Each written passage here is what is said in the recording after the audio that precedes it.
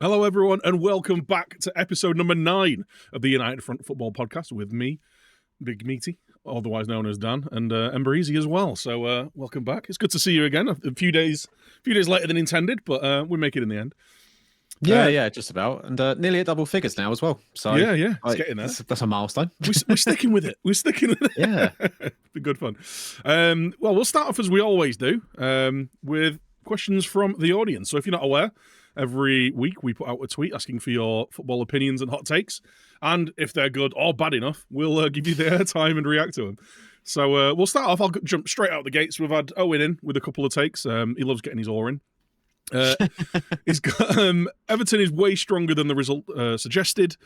Once new signings gel, they will be comfortably safe. He's also got another take, but I'll come back to that after. What's your opinion on that? Have you caught much of Everton? Have you seen much of the Dyche effect at Everton? I've seen like bits and bobs. I don't think I've actually had a chance to sit down and watch a full Everton game this season. It's pretty much all been match of the day highlights and stuff like that. I think there's an element of truth to that. I think there's been several points this season where we've said like they've just been unlucky. Like I think there was a defeat earlier in the season, I think to Fulham or to Wolves or something like that, where they missed about God knows how many chances and like open goals and sitters and all the terms for it. Like, but they do have these games and these results pop up where it's just like, Christ, they really are. Like the defeat to Luton, like we obviously touched on last week. Like if you, as harsh as it sounds towards Luton, if you want to have any ambition of staying up, you've got to be beating them at home, especially. Yeah. But they, it was a good result for them against Bournemouth at the weekends. Was it like 3-0, 3-1? They ran out winning in the end, and I think potentially says more about quite a bit about Bournemouth as well as it does about Everton. I've not been overly impressed with their Bournemouth's new manager and the direction they're going in.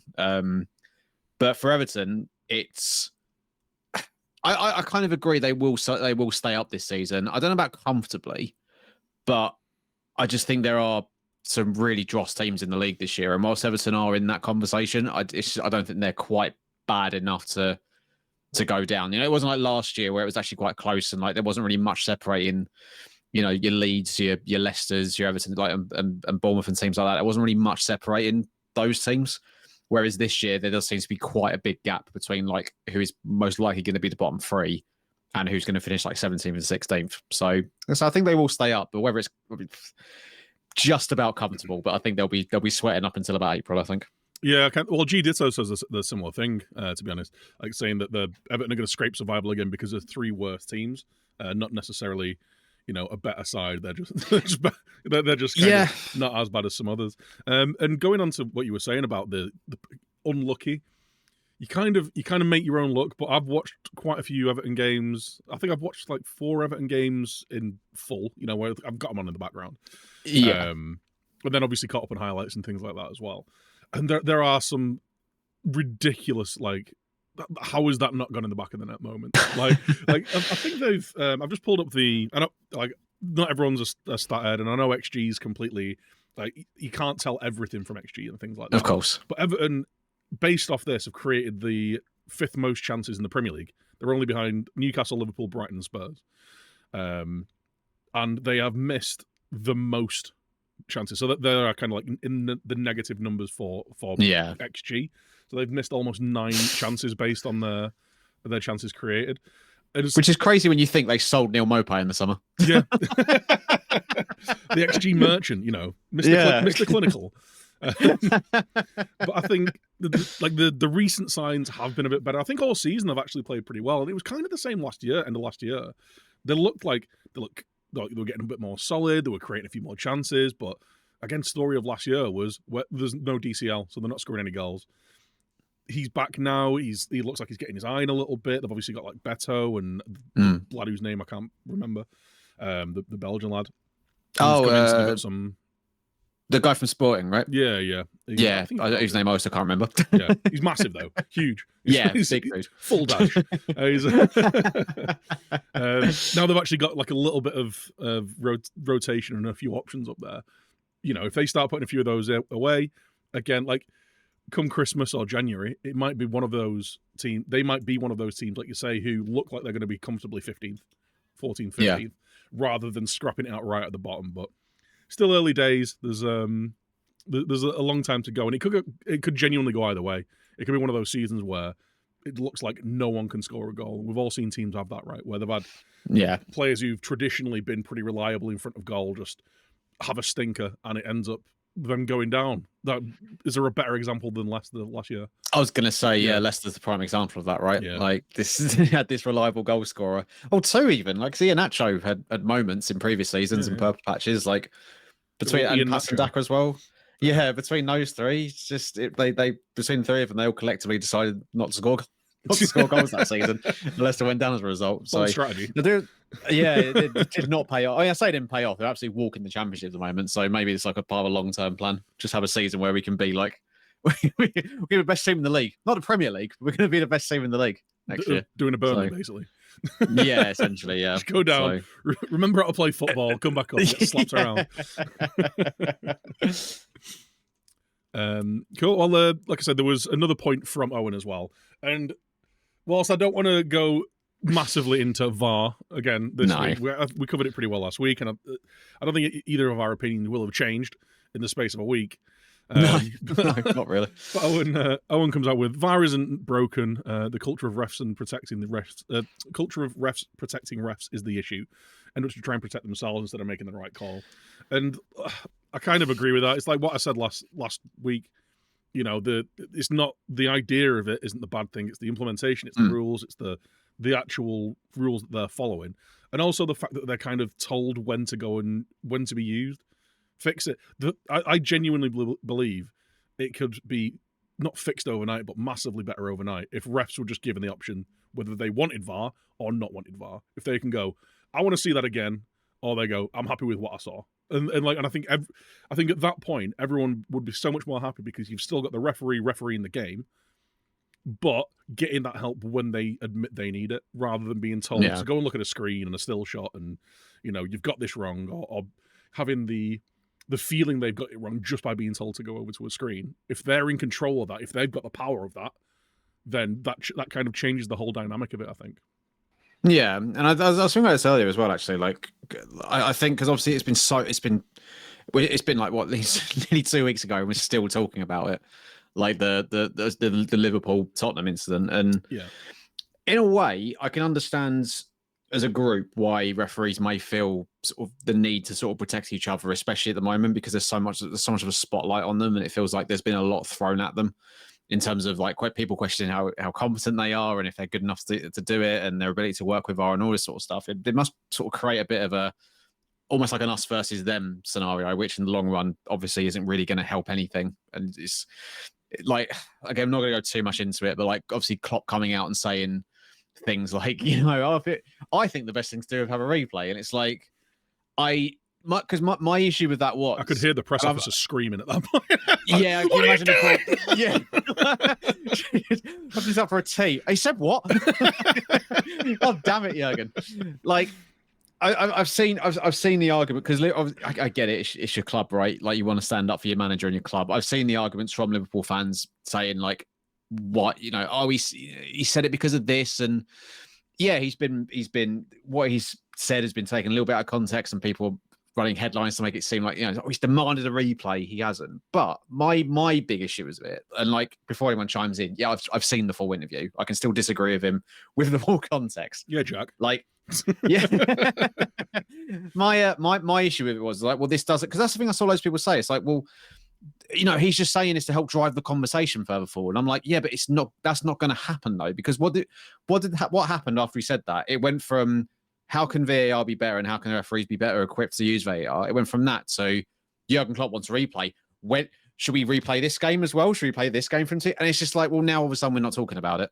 Like, so nice one, Jurgen. Like, as if you didn't see that coming. So, that was a tangent. But like, but yeah, in summary, I think I'm still not fully on board with VAR, just from a match going experience mainly. I think watching at home, like I get, but just from being in the stadium, it's definitely lessened my experience. But it's here, it's not going anywhere, and what we should be doing collectively. When I say we, not me and you personally, but like we'll try. We can do Premier this. League. And like IFAB and PJ, everyone needs to sort of get together and make it the best the best it can be for the referees and for fans and for players and for the game as a whole, really. So hopefully they'll get there. I don't have loads of faith, but what you can do is hope, right, and keep banging that drum, I suppose. Yeah. And that is a really good point, actually. Like the fact that you do go to like all the home games, like you watch significantly more live football than I do.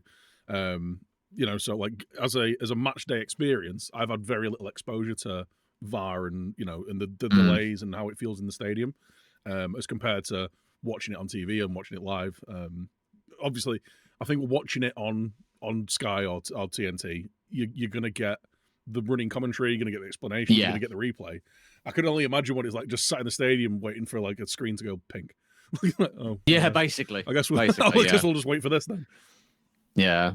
Even when I wasn't at the game, but even when Bowen scored the winning goal in Prague last year, like, obviously he gets put through and he runs clean for on goal and he scores. And then like there's the moment where you celebrate, or you sort of go like, oh, and then you celebrate and stuff. And then there is just that thing where you sort of stop and go, wait, hang on, is he actually onside? They go into VAR, and it's just like it does kind of kill that. It takes you out of that moment, even briefly, which for that moment in particular was kind of shit. But obviously it was when you saw one replay, you knew he was on, and you just go mental again.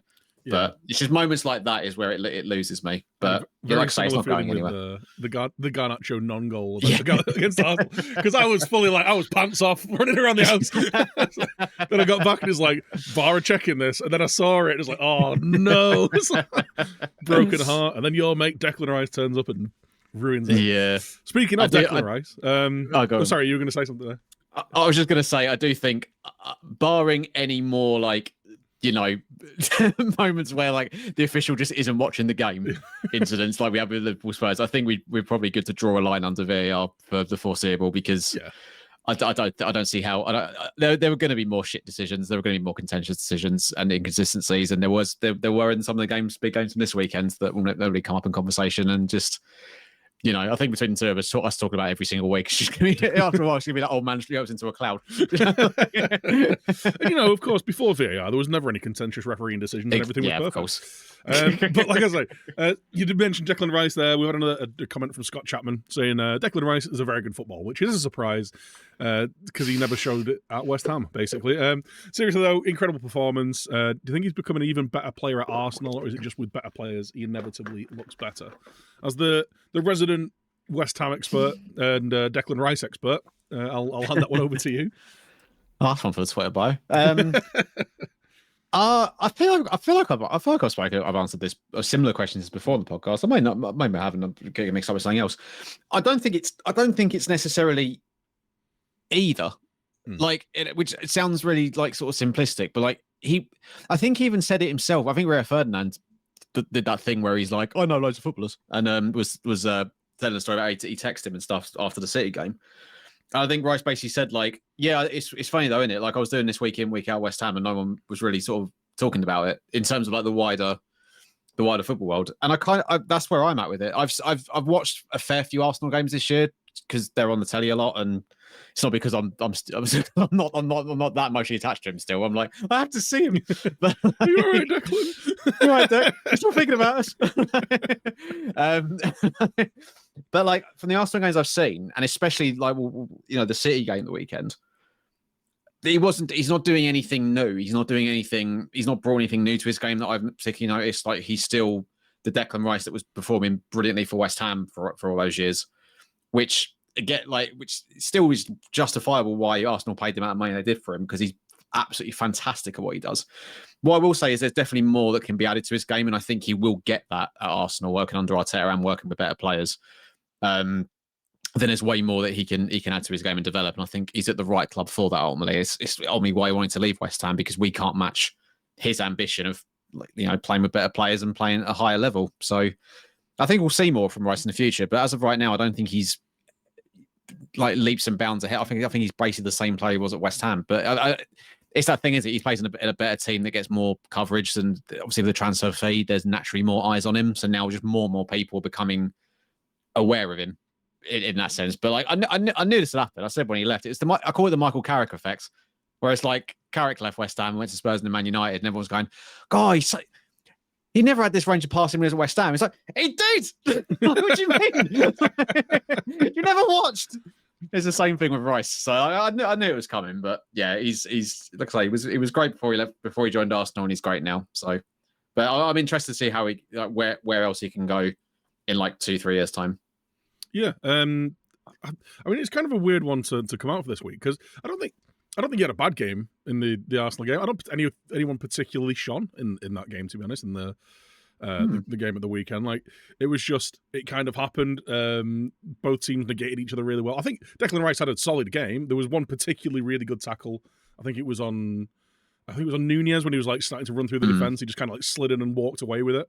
But other than that, like, I don't have any big memorable moments of it. But yeah, like you say, he's just really solid. He's just one of the better like holding midfielders in Europe, I'd say, at this point. He reads the game really well. There's no kind of, he's one of those players who doesn't seem to have a real weak point. Like, he's not going to score you 20 goals a year. Like, he's not like going to go and dribble past 30 guys, but like, he's not bad at going forward. He's a really solid attacking option. Yeah. He can give you an option. He can find passes, but he's also an elite like holding player who can win the ball back and read the game and intercept and like, stop things happening before they happen. He's like, I think what people want from a £100 million player is, Ronaldinho. Whereas what you get, I think Michael Carrick's a really good example, actually. Like, he's not the same kind of player, but I think what he does in the elite level is something that isn't flashy enough for, YouTube clips. Like, but when you take him out of a team, you go, oh my God, look at, like, Rodri's another perfect example of this. You take that kind of player out of a team, and you go, oh my God, where's the midfield? Like, where's it all gone? I also do think actually there's a little bit of like, in terms of like especially like from pundits and from fans, I think there's a little bit more of like, it seems to be a different treatment for players who aren't English in a way. So it's like everyone. So you said there like sort of comparisons between Carrick and Rodri, and I think obviously Rodri's got different attributes to his game than what Carrick had. Still both fantastic in their position. But everyone raves about Rodri, and rightfully so. He's unbelievable. Like, probably he's the best defensive midfielder in the league, like ahead of Rice. Yeah. I'd say, like, and you can see what's happened with City since he's been suspended, how important he is. But you look at like Caicedo went for over 100 million to Chelsea, and like I didn't hear a single person sit there and say we need to add more goals to his game. Gary Neville wasn't banging on about like we need to get more goals and more assists, whereas with Rice he had to for some reason. Like I don't know. I've always felt there seems to be like with sort of players from abroad. It's like, oh, they're just fantastic. No questions, no flaws. They're brilliant. And with English players, it's kind of a bit like, no, they need to do more. It's like, can you just let them be good? Like, you know what it is as well is there is a real correlation between a certain generation of midfielder and criticism of Declan Rice. Like Roy Keane, Souness is like it's almost like they're going, wait, no, we're supposed to be the big midfielders of the Premier League era. Well, not Souness, but like Roy Keane, like Keane's like, oh yeah, well, he doesn't score enough goals. It's like, well, you weren't a goal machine, or like, you were like, but then there's also like, yeah, but you were also Roy Keane. Like, it's like if you're gonna compare, it's one of the best midfielders, like in European football history, not just Premier League history, like. An unbelievable player, and if he's there going, oh yeah, well, he's not as good as me. He's like, yeah, well, not many people, no one is. Not many people like can like be in that conversation. So I don't know. There seems to be like a little bit of, not from all pundits, but like from those two especially. I mean, they are about everything though. Like a little bit of bitterness. Yeah. It's like, oh, absolutely. New cab off the rank. Like everyone's getting behind him. Like, he wasn't around in the 90s when I was getting booted by Vinnie Jones. Like, he knows easy. Like it's not the good old, not like in my day back in the football mines. Thing is, I remember last season. Like I think West Ham had played United, and like obviously there was a lot. It was an FA Cup game, actually. I think it was. Neville and Keane were doing the ITV coverage, and Neville was saying like, "Oh, he needs to add more goals to his game to be sort of in the same conversation of like your Casemiros and Rodri's and stuff." I remember seeing that, and it irks me. So I went and looked and like compared like the goal and assist record and stuff, and there was like 1 or 2 goals in it between all 3 of them, but they were very, very similar. And I'm like, oh, so you're just talking out your ass then? Like, it's that sort of stuff annoys the crap out of me. But I completely missed that. But to say that you need more goals to be compared to Rodri is a wild one. Like, I know he scored some good goals, but he's not churning in 15 a year, is he? He's not fucking Ilkay Gundogan, is he? Yeah. Like, if he had said he wants to get to Gundogan's level when he scored more goals, I'd agree with him. Yeah. But like, different like I said, I'm overprotective. What can I say?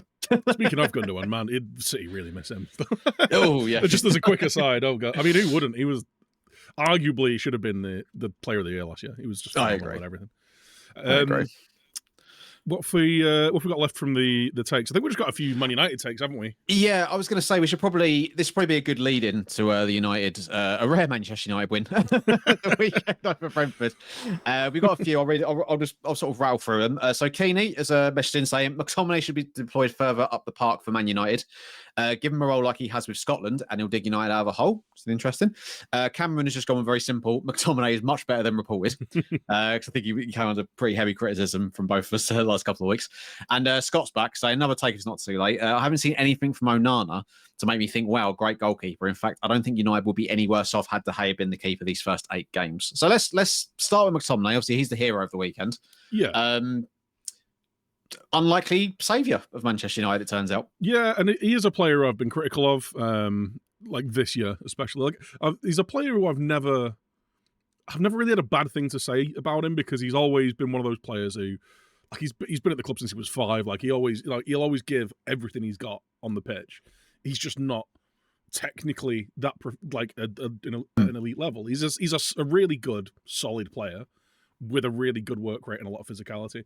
This year he's looked really off it, and like I was critical of him last week, maybe the week before, saying he looks like his head's gone, or like he wanted out, or something like that. And I had a really interesting take on a United podcast where they said it might just be a case of like the pressure of everything going on like is affecting him even more because he is a United fan, because he's been at the club since he was 5, because there's all this. On top of that, he's also getting slated and getting told. People are saying he needs to get sold. Like that's going to really hurt. Like if you're at the club that we said similar. Yeah, I'll say we said similar about Rashford, didn't we? Last week, yeah. I think it was. We said very similar about Rashford, and it could be a very similar thing for Scott McTominay. And honestly, like him coming off, getting a couple of goals, and I know like people are going, "Oh, United are celebrating 2 injury time winners," like against Brentford. It's like, all right, well, I guess we're just not allowed to support wins now. Like, yeah, that pisses me off. Honestly, yeah, we're not allowed to celebrate anymore. Yeah, the celebration police stuff like that is so like West Ham had it a few years ago. I think this was when Huddersfield were in the league and they went down that year. They were awful. We were 3-1 down. And I think we scored like 3 goals in the final, like 10 minutes to win it 4-3. And people would say, "Oh, you celebrate like you won the champion." It's like, mate, like if I can't enjoy that, like scoring 3 goals in 10 minutes to win a game 4-3, then what can I enjoy? Like as a West Ham fan, especially, like I feel like an idiot for celebrating 99 now. Yeah. Well, only 3 trophies. Grow up. Celebrating like won the Club World Cup. What's the matter with you? But yeah, like I'm glad to see him come off. Like he impacted the game massively, got the 2 goals, got the win, and you could see what it meant to him. But not only that, it looked like there was a proper relief, like not only on the players but just like in the stadium. Like, finally, like a bit of bollocks, like a bit of something, a bit of fight, because up until that point, it felt like we were watching the Palace game again, where it was all the possession, like just a lot of players playing with the weight of the world on the shoulders, like looking a bit lost, looking a bit like just not looking at the quality of players that they have continually shown that they are of that level. Just no one's playing to that level at the minute anymore, other than maybe Rasmus Højlund, who again looked fantastic at the weekend. Like I know he's not scoring a goal a game, he's not looking like Haaland, but he looks like a proper striker. Like yeah, he looks like good. a proper Prem striker. Like so, I'm delighted for him. I hope he keeps it up and can keep. I think he's got like a 1 in 2 rate of scoring at the minute. So if he can keep that up and keep being a nuisance for defenders, I think he'll have a really good season.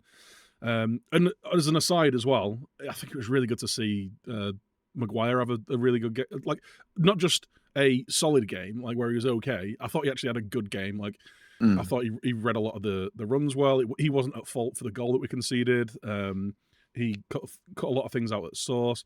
He was competent on the ball. Like he didn't just do his thing where he always passes it to the left back. That's always his thing, just left back, and it just makes it really easy to intercept. He was a little bit more kind of head up. He obviously got the assist for the winner, like, and hopefully that's something that he can use to kind of absolutely to move on with. Like, and I've never thought he's a dreadful player. I just don't think he's the kind of player that fits in the kind of system that United are playing right now. But needs must at the minute. We're missing 5 defenders. Like we're missing all of our starting defenders. Like Johnny Evans, who could have retired a few weeks ago, is getting starts. Like that shows like the injury crisis at United at the minute. So like, it was good to see him have a solid game. And again, hopefully he gets a few people off his back. Like as much as I think he should have moved on in the summer, like I do hate to see players, especially United players, I hate to see fans bagging on anyone. Like, you know, you're a fan. You should, even if they're not having the best of time, you should get behind them and support them. And like, you know, you're a fan of the club, right? You should be a fan of the players, unless they do something heinous. Like, like he's not done anything bad. He's like, not being quite at the level that he needs to be to play this system isn't him being a bad dude. It's just him not quite working out at the minute. So it's good to see that, and hopefully it gets people behind him a little bit.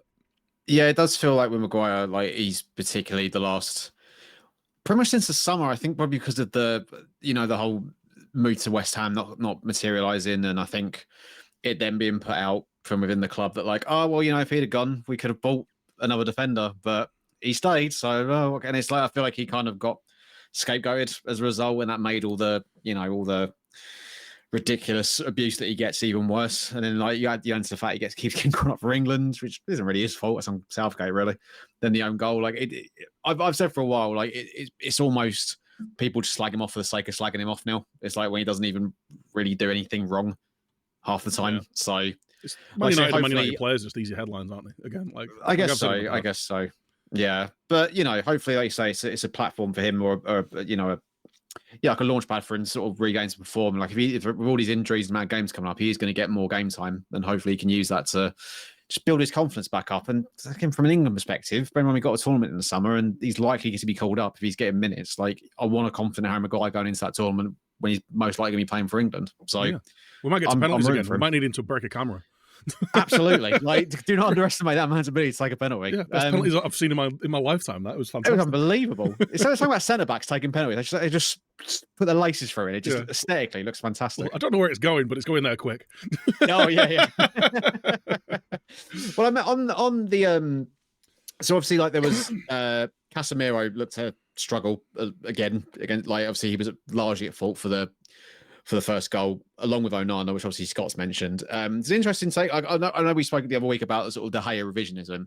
I don't think Scott's necessarily saying, "Oh, United should have kept De Gea," but I think it's more saying, "Oh, well, at the moment, there's not a noticeable upgrade," if that makes sense, just due to the sort of increased volume of mistakes that Onana's now making in recent weeks, which I do think is a fair point to bring up. Like, yeah. In terms of like the actual shot stopping, he's been as bad as De Gea was. Yeah, I don't know whether that's an argument to have kept De Gea for another year. Like the guy was on insane wages. Like, do you want to sign him up for another few years and pay him a load of money when he's not the guy that you want going forward? Yeah, Anana's made a load of mistakes, but again, I'd roll him into the camp of we know that he's not that bad. He's got like. He's not a kid. Like this isn't his first season. Like this guy's 27. He's got a history of being a very top level goalkeeper. He was one of the main reasons Inter Milan got to a Champions League final last year. He was, by Pep's own word, the best player in that final. Like he kept the most clean sheets, prevented the most XG. Like, and he just looks like a player who he's completely shot of confidence. Same with most of the team at the minute. Like he's had a horrible start. He's made a couple of mistakes that are obviously affecting him. He needs a couple of games where. Hell, maybe we could have our third and fourth choice centre backs in front of him rather than our fifth and sixth. Maybe something like that. And just have a little bit of stability, have a little bit of consistency, and give him the opportunity to get his mojo going. Because there are times like, and I know there's the stick that everyone beats him with is, well, what's the point in being able to play out from the back if you can't keep the ball out of the goal? It's like, yeah, I get that, but at the same time. Like and a big criticism I keep seeing from Goldbridge as well, who's got to be on De Gea's payroll at this point. Like you can't be that thick. Like he's got to be doing it for interactions. Like you can't be that stupid, or he's just not watched any football in. Wasn't the last 4 Goldbridge years. Wasn't Goldbridge one of the ones calling for De Gea to go last year as well? I'm pretty he's sure. Probably just one of the people who just says the counter argument of everything just so he can get people to argue with him online. But like he's like again with the De Gea revisionism, like I love De Gea. He was great for the club. Time to move on. We've got the new keeper in Onana. Get again like with the Maguire thing. Get behind him, right? Like he's obviously having a rough time of it. Like the one position on the field where you can't hide is in goal. If it's a mistake, that's a goal. Like it's not like you make a mistake in midfield and you can have people around help you mop it up. He's having a rough time of it. there are times when he plays phenomenal balls out from the back and beats the press like De Gea couldn't even dream of doing. Like there was a wonderful ball over the top for Marcus Rashford that like got him straight through on goal. He's always finding players and keeping the ball where other keepers would struggle. And yeah, he's had a few ricks, but with a player that's going to try that kind of stuff, you kind of got to accept that. One of the criticisms I've seen is, oh well, if you just wanted to keep it to sit back and punt it long, that he does quite a lot, then we could have just kept De Gea. It's like, yeah, but what you got to realize is he's got Harry Maguire and Johnny Evans in front of him being pressed. Yeah, two players who aren't quick, aren't known for their ball playing ability. Harry Maguire has shown multiple times he can't take the ball under pressure. You've got Casemiro who's not having a great time. You're missing Luke Shaw, who was one of the best ball progressors at the club last year. You're missing Lissandro Martinez, who is phenomenal on the ball. And Varane as well, who's like he's not splitting passes. He's splitting lines. He's not Rio Ferdinand, but he's one of the most unflustered defenders that I've ever seen. Yeah, like he just takes it and gives it, and he's very relaxed about the whole ththing. When you're playing with that back line of a midfielder who's just signed playing at left back, you've got Harry Maguire in who thought he was out in the summer, and Johnny Evans who didn't even have a club 4 months ago. Like, yeah, it's one thing to have a goalkeeper who can play out the back. It's another thing you've got to have the players to play out to. Yeah. And that was part of the issue with what De Gea had to work with as well. But he's just got nothing there, so he is having to play out to the wings. He is having to play it long. So I feel like it's a harsh criticism of Onana. Maybe I'm being overly defensive because he's a United player, but I can't disagree with what Scott said. Like, there's been no moments in the United games where you've gone, wow, world-class keeper. Yeah. He's made a few fumbles. I actually think he made a couple of really good saves in the Brentford game. Like, he kept us in it when it was 1-1. 1-0 down and gave us the platform to actually win the game. And he will come good. Like I say, he's shown in the past he's a very, very good goalkeeper. Maybe he's not world-class. Maybe he's not elite. Maybe he's not at that Alisson level, that Edison level, but there's not a lot that are. So yeah, what can you do? Maybe I'm being too kind of him as well. The one against Brentford's not great. I don't think it's the worst I've ever seen. Like it wasn't De Gea at the London Stadium last year, or like just some of the goals I've seen De Gea concede. I think it was that one against City a couple of years ago where it looks like a really innocuous effort. I think from like Bernardo Silva at the near post, and it just sort of squeezes in between his hands and the post. Like, it's not again. It's not great. It doesn't look great, but I don't think it's the worst howler he's made. And I was listening to, I was watching that new Gary Neville show where it's him, Keane, Carragher, and Ian Wright and Jill Scott. I think it is. I think it was one of them. I mean, Keane or Neville said like, "Oh, he's made like 6 or 7 really big mistakes since he's been." I'm like, I can't think of that many. I remember the one against Bayern, obviously, and the one against Brentford.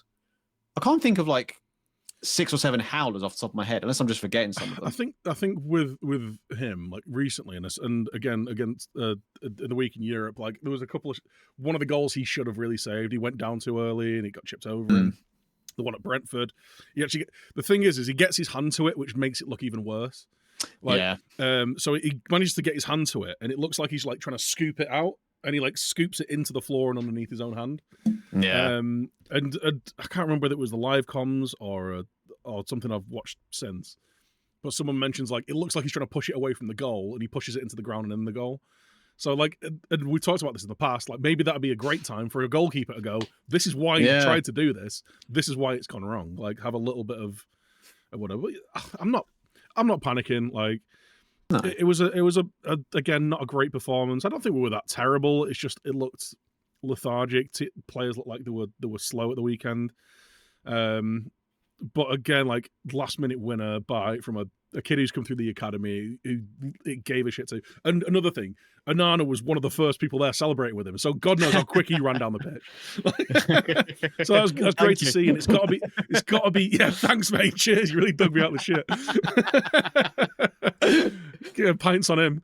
But it's got to be used as a catalyst, like that kind of like. Look, we can work these chances. We can create these things against like us. Again, like people going, you 2 late goals against Brentford. It's like Brentford have been great the last 2 or 3 years. People have been lauding how hard they are to break down, how hard they are to play against, how well they play against big teams. Just because United have won it at the death, like now they're crap. Like, I don't know. There's a lot of very pointed comments about that kind of stuff. But like I say, it needs to be a catalyst. It needs to be used as a jumping off block. It needs to be used for something after the international break where we can go, look, we've got some players back now. We've got like a little bit of a little bit of momentum. Like it's only one game. Obviously, got lost in Europe in terrible fashion in the week. Yeah. But like, yeah, like I mean, I don't even want to go into that. We've not even got time.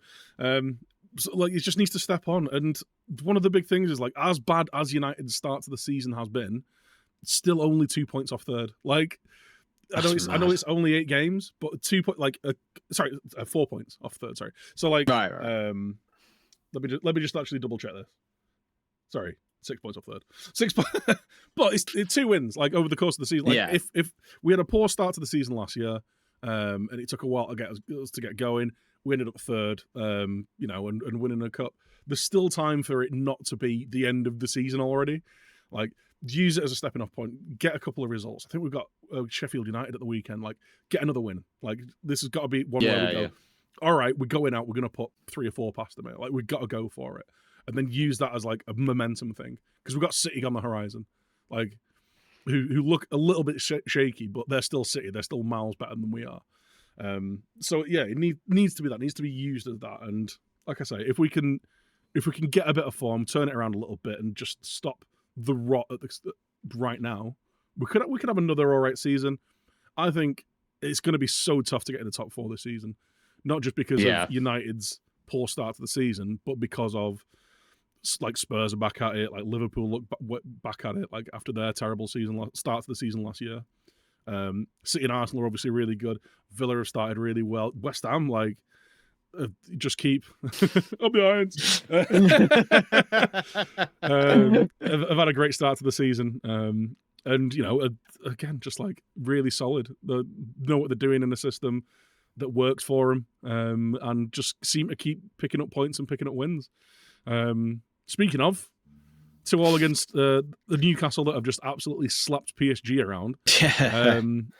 I know, like, you kind of came out of the game being a bit frustrated with how it went and the result and everything that went on. But I think if you take the context of everything that's going on in football and where they are, I think a point against Newcastle isn't the worst thing. Do you know what? I think Newcastle fans. Not I want to speak for Newcastle fans, but like I feel like Newcastle fans will probably feel similar to what I feel after the game, in the sense of like, could have beaten them, probably should have beaten them, but given the context of everything, draw's a really good result. And I think if you'd offered me a draw before the game, I'd have taken it. Like I looked at this one because we got Villa away up after the international break as well. I looked at the Newcastle game and that upcoming Villa game as like, these are two teams that we are going to be directly, if we're serious about getting back into those European spots, these are 2 teams that we are in direct competition with. Like, it's great we beat Chelsea and Brighton early in the season, and obviously we picked up wins, Luton, Sheffield United, whatever. Like, it's great we're doing that. But these are the teams, especially like Newcastle at home, you've got to be getting something out of. So to get a point out of it is great. I think the frustration for me is a few things. It's there's just more.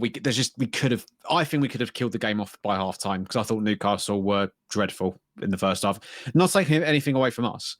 And I say this as someone who missed the first 20 minutes due to a ticket cock up, which I haven't got time to get into. It seems to happen quite a lot at the London Stadium, right? No, well, to be fair, this was my fault. So basically what happened was my mate who I go with couldn't make it. So he was like, do you want the ticket? I was like, okay, cool. Yeah, I will. I'll give it to my dad. So my dad came along. My friend, because of the stupid system that the club use, and it's all digital and stuff now, he forwarded me the ticket via the website. I've downloaded it and sent it to my dad without realising I've accidentally sent my dad my ticket. So he's now got my ticket on his phone. He went in first. And obviously I went to scan my ticket and it was like, oh no, you're already through. So I fucking run round all the way to the fucking ticket office, other side of the stadium, to get my paper ticket. And as I'm sort of jogging to get into the entrance, I just hear the fucking crowd roar and stuff. And I was like, oh, we're 1-0 up. Fantastic. But yeah, me being a moron aside, I thought we were really, really good. And I thought Newcastle were dreadful in that first half. But we do this thing that we are kind of murder for this season, where it's like, go a goal up, and then we kind of don't seem to want to go and get the second goal. We're kind of happy just to sit on the 1-0. Like, it happened, played Freiburg in midweek in the Europa League. Yeah, it's a little bit like that, which is, it's frustrating. And it's like, played Freiburg in midweek, toughest test of our Europa League campaign so far, away from home, like no fans are out there, and Freiburg are a decent team in Germany. Again, they were dreadful in the first half. We were cruise control, went a goal up, and it just kind of felt like, should we get the second goal? Nah. It'll be fine. Don't worry about it. And then they equalised, and we had to go and go and get the winner later on. And I remember sitting there at half time in the Newcastle game, thinking like, oh, man, they were there for the taking here, and I can't imagine they'll come out and be this bad in the second half. Like, I couldn't, even though I thought there might be a bit of a hangover from the PSG game, I thought there's still an opportunity here for us to get a really good result. And Newcastle came out the block second half, absolutely flying, made a few tactical tweaks, and were deservedly ahead. But thankfully, we've got a bit of a game changer off the bench in Mo Kudus. Fantastic goal. And genuinely, not even just the goal, like that little 20-minute cameo he had, that is the best I've seen him in a West Ham shirt so far. I don't say he's been bad previously, but he sort of displayed everything that we all sort of hoped he could bring to the team in that sort of little spell, and capped it off with just a really, really well taken goal. And he's got to start more games because he looks really, really good, and he needs to start more games in the league for me now, I think. From what I saw of him, match of the day, like he looked like he kind of took the game by the scruff of the neck a bit. You can turn around to your mate who slagged him off after 20 minutes and say, "Does he look good enough for you now?" Yeah, it's weirdly quiet this week. It's a weird one.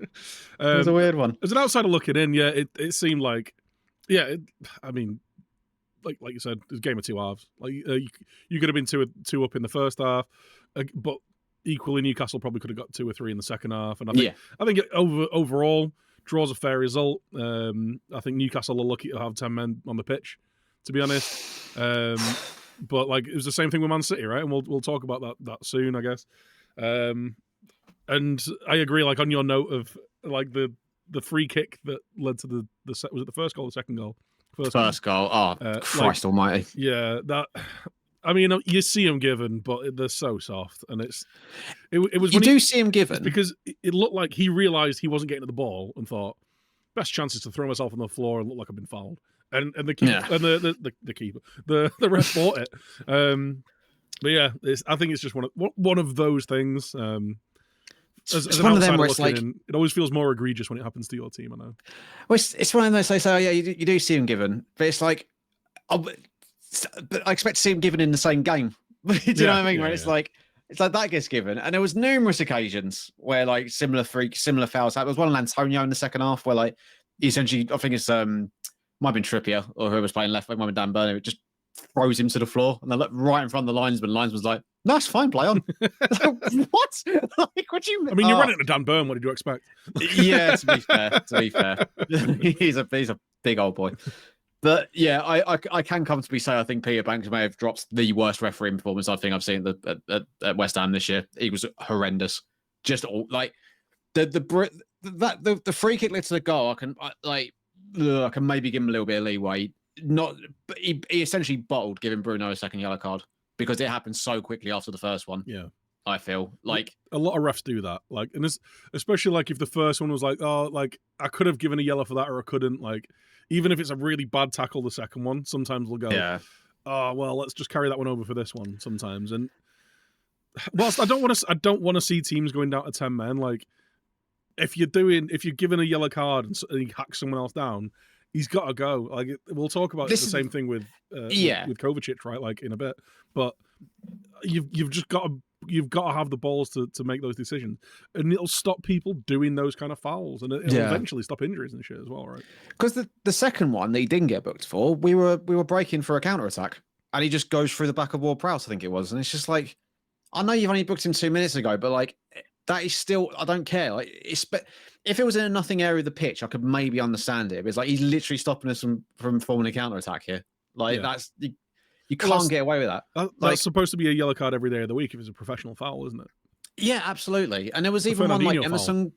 Yeah, absolutely. And like there was one where like Emerson in the first half did the waving of the yellow card thing, rightfully got booked. Like no complaints there. Amron fucking does it in the second half. Nothing. It's like if you're going to pull certain things, just make it even for both teams. Like if you're making shit decisions, just get them shit for both sides. Because it's like I don't like coming away from it feeling like, did he have a fucking Newcastle shirt under his what the fuck was that about? Like, yeah, so not that left a bit of a sour taste, and I think that definitely makes that thing of like, oh, it's annoying that we drew because they shouldn't have had 11 men on the pitch and all this sort of thing. But carefully, don't get too heated, or you might start saying corruption. which I saw thrown around by loads of Arsenal fans at the weekend. And everyone else, apparently. But yeah, like, it's just, I hate the argument. But yeah, like I say, can't complain too much. There are some concerns. Like, I think Moyes famously continues to make his subs way too late. I'd love to know how the game would have panned out if we'd have got Kudus on 10 minutes into the second half when it was obviously not working, but it is what it is. And Antonio as well. I think Antonio is a bit of a concern. And I think because the debate before the Sheffield United game was, who starts, Kudus or Souček? Well, at the moment, you can't really drop Souček because he's playing well and scoring goals.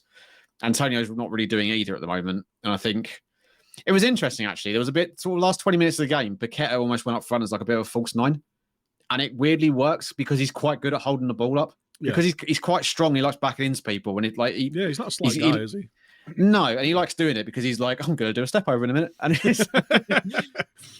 but I think I quite like the idea of, I don't know if I want to see it for every single game, but I do think there are scenarios where the idea of having him up front as the focal point with Bowen, Kudus, and like a Ben Rama or like a Souček or whoever, like as options either side sounds quite cool. I'll be well up for that. So yeah, hopefully that happens. David Moyes, famous for his tactical versatility. Exactly. I'm sure it'll be happening a load. Just turning midfielders into strikers. This is what he does. Yeah. And last bit I do want to touch on, Jared Bowen, 7-year contract for West Ham. That was mad. I didn't I saw the news about the contract. I didn't quite click that it was a 7-year deal. Yeah, it's mad. I thought, new contract for Jared Bowen. That's great. Great off for all parties. 7 years. The thing is, like, he's still young enough for it not to take him into like old age. What is he going to be, like 32, 33 when his contract runs out? Which is kind of like the age you want those kind of contracts to be running out.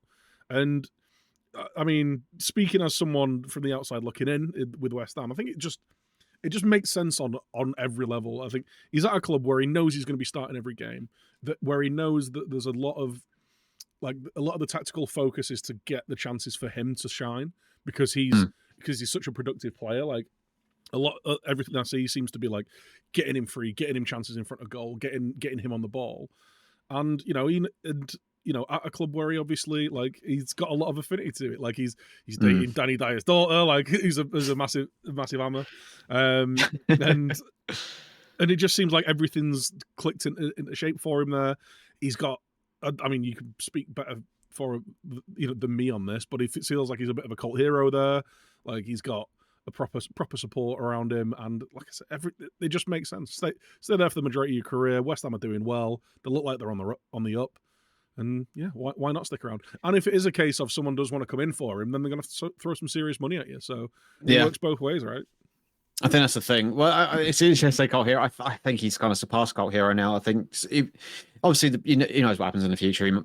Things can change, but he's signed this big contract. He's come out this week saying he loves the idea of finishing his career at West Ham, and ultimately he's the guy who scored that goal in the final, right? Yeah. So I think he's forever going to be, whatever happens, he's forever going to be immortalised in West Ham folklore. And I do think he will go on to be looked at. I think he'll go on to, if he does stay for the rest of his career, he'll go on and break the Premier League goal scoring record for us. Like he'll be, he'll have all the records, in terms of top European goal scorer and top Premier League goal scorer and sort of thing. Like, I think after losing Rice in the summer, and I think, it's almost a certainty at this point, like the Paqueta's not going to be, it's probably going to go in the summer if all the betting stuff goes away. Like it's looking like it may well do, and he's got a £85 million release clause that activates in the summer. So if all those charges are dropped and City are looking at the future, like life after De Bruyne and stuff, and they still want him, they're going to come in and get him. So I think you can get away with losing like a Declan Rice 1 year, a Paqueta 1 year, but having someone like Bowen stick around as like a constant for a player of his quality, I think is just nothing but great for West Ham, and it's great news, really, really good news. But I mean, so you mentioned it. I feel we should talk a little about it a little bit. Newcastle against PSG in probably and it's weird saying it's like a feel good or like an underdog story, like a feel good story. Like obviously it's difficult to say that knowing how much financial backing the Newcastle have got. Exactly, yeah. But I think looking at the way Newcastle has spent their money and look at the players who played in that game, just made it feel more special than it probably had any right to, if that makes sense. What felt really not felt really good. You know what was just great to see as well is like 2 of the goals scored by local lads who grew up being Newcastle fans. Yeah, as well. man, It's like that's Dan great. Burn scoring that goal. I was like, this is like you couldn't write this script because it would be too unbelievable. The lad who like started out in non-league, he's worked his way up kind of as a 6'7" left back. Ended up at his hometown club as like a bit of a last minute thing, you know, after a takeover, scoring against the money men in Europe to beat them 4-1 at home in your European home debut. Yeah. Like that is like literally like the stuff of dreams, right? That kind of thing. It was amazing to watch.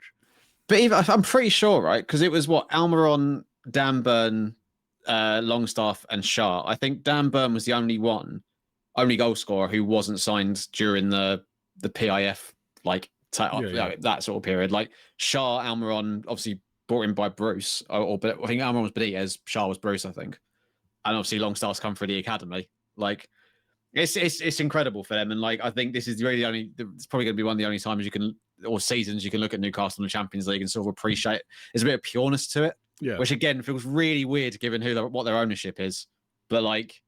It was difficult not to watch that game and see the atmosphere at St James's Park and see what it meant to everyone and sort of not be a little bit like, oh, go on. Do you know?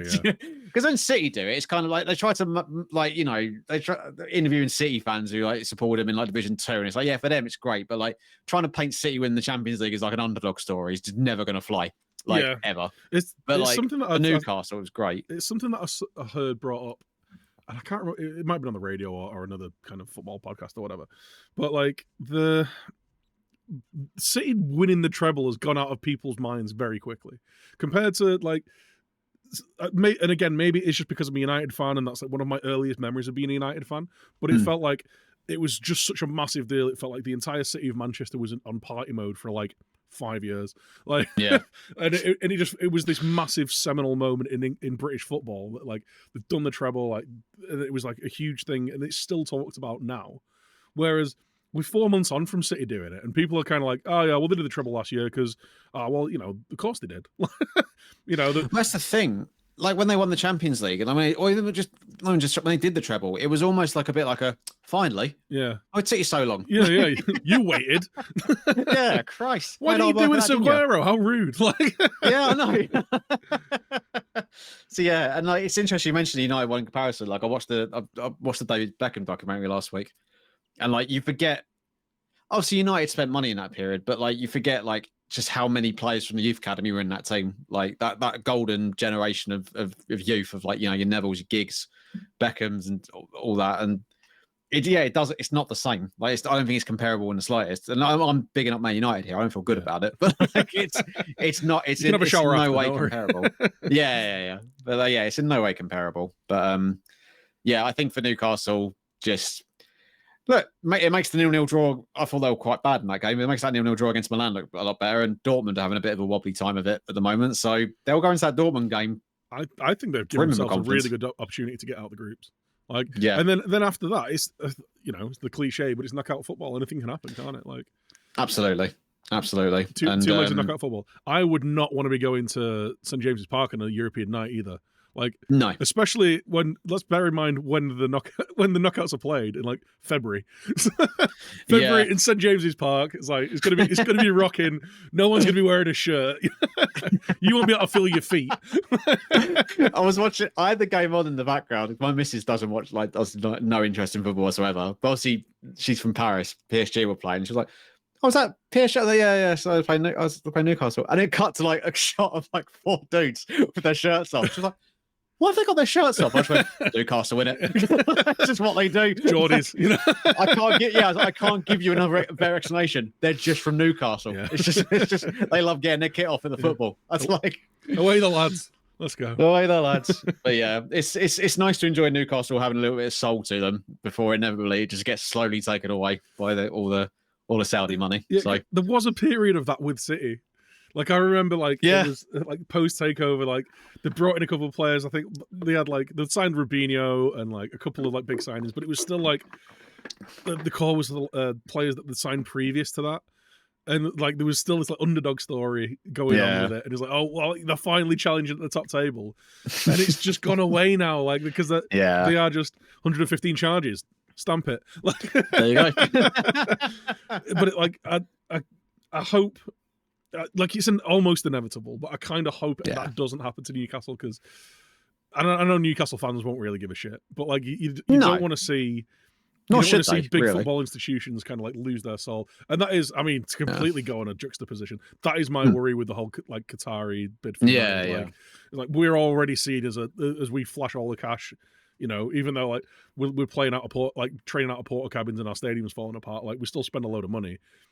If we end up having these, because it'll only be 24 months until we've got a sponsor you've never heard of who's paying us $5 billion a year to be on the front of our shirt, and we're just collecting players like FIFA cards, and it'll just be like, then it'll be like, well, we're winning, but at what cost? The cost of our souls. We've sold our soul. Like, but this is the thing. I've always like you'll know you've seen me tweet about it loads over the years. Like I've never been a fan of West Ham's current ownership, like under David Sullivan. But I've never been one to sit there and go, oh, I hope a Saudi prince comes and buys us, because it's like I don't want to lose that. Like it was great the Conference League and Europa League run the year before, where you've got like Mark Noble in the team who's been the club his whole life. You've got Declan Rice who's like come through the academy, and it's still very much West Ham, and that's what makes it. Team. Yeah, and it's like I don't expect Man City fans to necessarily. I get it. They're having a great time with it, and so they should. Do you know? Like you can't. I've always said you don't get a say over like a bad owner taking over your club. So you don't have any say over an owner that spends money that's also morally reprehensible. They don't really get a say in any of it, and it's like but you still go and support the team. Like I don't think with the Newcastle one in particular. Like I don't expect Newcastle fans to like sort of like, oh, I'm not going to support the club anymore now because of who owns my club. It's like they had to go through Mike Ashley, who again, it's not comparable in terms of what they've done outside of football, but in terms of how it affects the football club, like they still supported him through that period, and they should enjoy these moments. And like I say, before the soul does get ripped out of it, they can savour it, especially this season, because like it's probably this season in Champions League with Newcastle was going to be the most like pure, like I said earlier, the most pure Champions League campaign they're probably going to have in their future, or sort of moving forward. So before Zidane comes in with £400 million worth of players in the summer. Exactly. So I'm rooting for him, and I hope they I hope they smash. It'd be great if they go to Paris and smash PSG again. That'd be hilarious. So. Oh yeah. Yeah, I mean, speaking as someone who's watched the hometown hero do that in Paris when Rashi scored the winner against all odds, it was fun. Oh, it's fantastic. Oh, inject that. Bring those days back. Maybe don't bring Ollie back. I was going to say that's going to get clipped up. Well, we'll move on to, I mean, speaking of Man City, we'll move on to the big game from the weekend, I guess. Like, first and second last season, I think there was a lot expected of this game.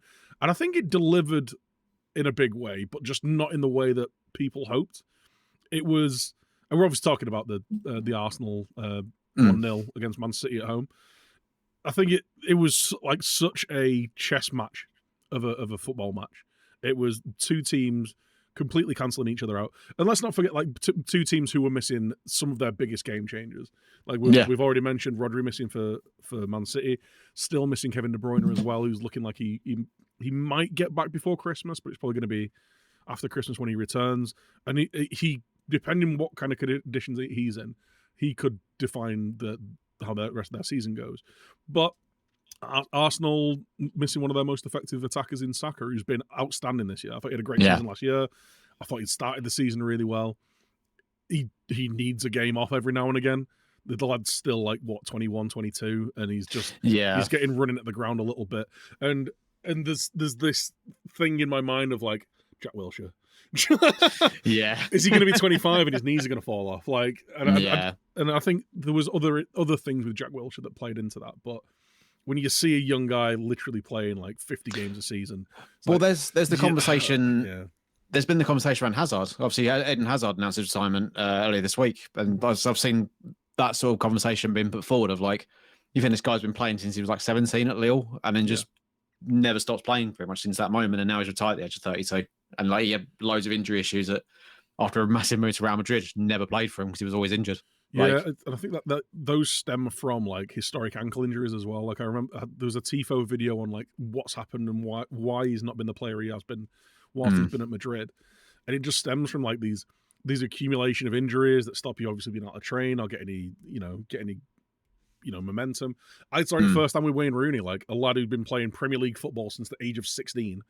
Yeah, and then when he turns to like 27, 28 and starts slowing up, people are going, oh well, why he's falling off a cliff? Why is he ending so well? It's like the guy already played 12 years of professional football, and like it's not like he was banging around in the box waiting to score a goal. Like he covered every blade of grass every game, like, and played for injuries a lot of the time as well. Yeah, like really kind of like motored through. Like the fact that his career lasted as long as it did was a minor miracle in itself. Like without any serious injuries. Like I know he had I think he did his metatarsal at one point, but he never like had any ACL injuries or massive ones.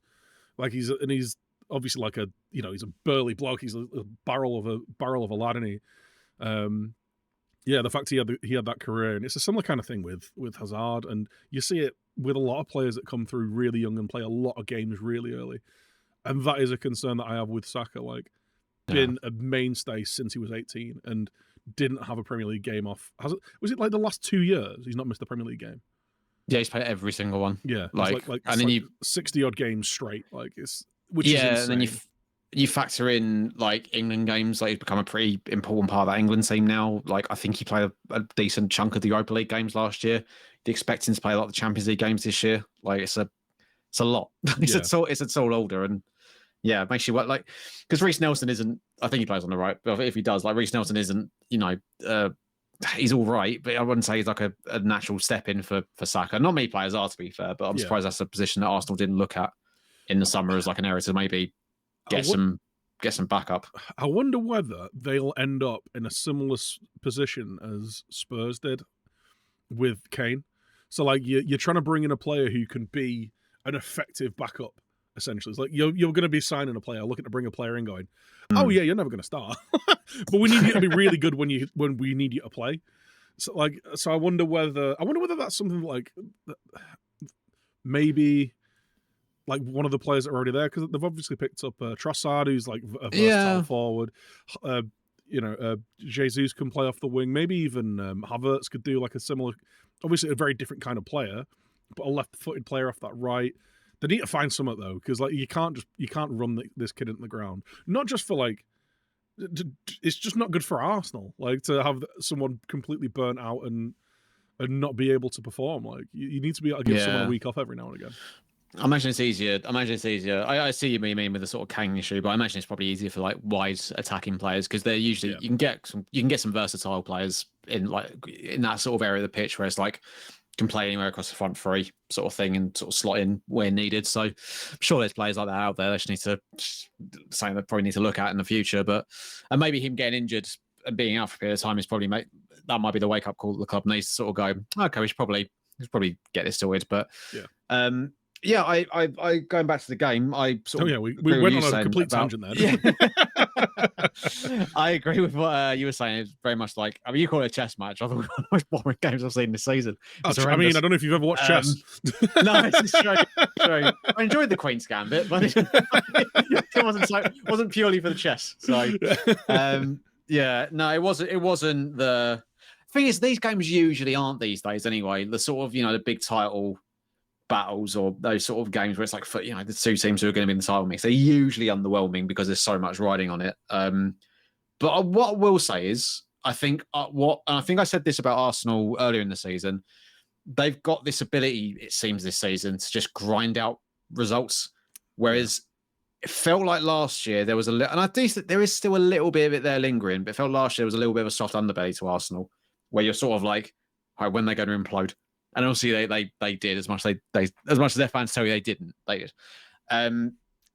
But this year they seem a lot more like there's a lot more steel to them. There's a lot more resolve. And I don't think it's a coincidence that they've got that since bringing Rice to the club. Like, not even just saying that to big him up.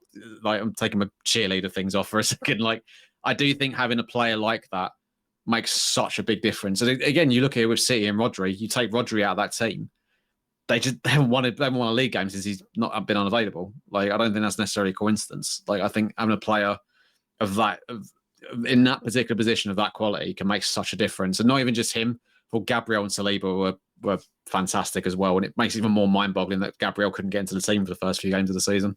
Yeah, it seemed like he was trying to shoehorn just a different style in, didn't it, at the start of the season? Yeah. Whereas, you get Gabriel and Saliba back next to each other and look every bit as good as they did last year. Saliba is very quickly becoming one of the best defenders in the league. Like, he's looking...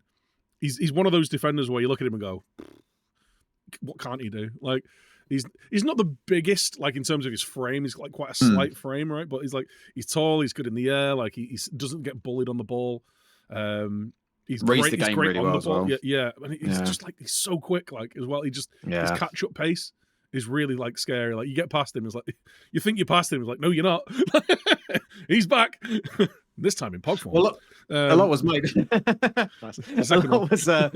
A lot was made like about the fact he basically just kept Haaland quiet throughout the entire. I think City had like one shot on target the entire game or something like that. Like, which for a team as good as City, with or without Rodri, that's a crazy statistic. Like, they were just that ineffective going forward. They both played because I watched the full game and stayed awake through it amazingly. But, that's an achievement itself. City played. It was really weird because I'm so used to seeing City dominate possession, but it felt like every time they broke a line, they looked for the first opportunity to pass it back to the defense, and they both. I mean, Arsenal did it a little bit as well, but they both looked scared to take the game to each other because they knew that, like, leaving a bit of a gap somewhere could cause an issue. Whereas I feel like City had a bit of scope to do that in the first half because they were missing all their really quick players. Like, they've not got Saka on the wing. They've got Jesus playing out of position. They've not got Martinelli, who's like such a direct threat. Like, when he changed the game when he came on, like massively. First 10 minutes, City looked rattled, but just because he got the ball and ran at them. Like, those kind of players can just change a game, and you see it with, like with similar, like Rashford's a similar player. When he's on it, like, he just scares people because he'll get it and run at you.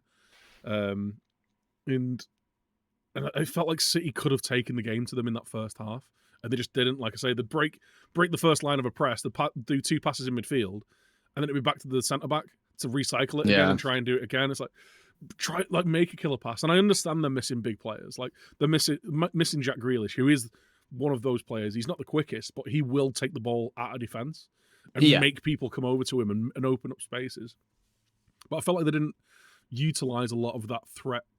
That threat going in behind, or that threat going at the defense, because they got Phil Foden on the pitch, who's great at that as well. Yeah. So I don't know. Largely ineffective, throughout the whole game, I thought as well. Like, it seemed like both. It's more so City. I think Arsenal pushed for it, obviously, towards the end. But it seemed like both teams were sort of set up as if if it's a draw, it's not the end of the world. Because obviously the table's not. City haven't got that distance they had obviously after losing to Wolves. So the table's a little bit closer anyway. Yeah.